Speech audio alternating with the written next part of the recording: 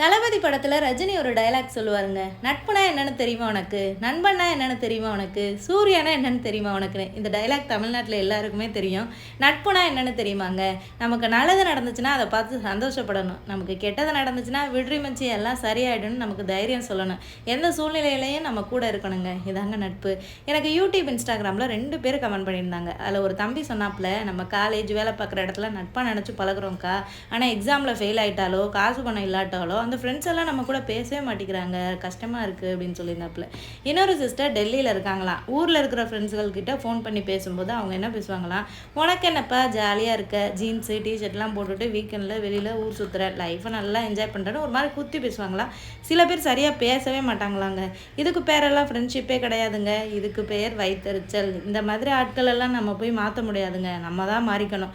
நல்ல ஃப்ரெண்ட்ஸுகளோட மட்டும் கான்டாக்ட் வச்சுக்கோங்க, இதுதான் நம்ம லைஃபுக்கு நல்லதுங்க. என்ன சொல்கிறீங்க?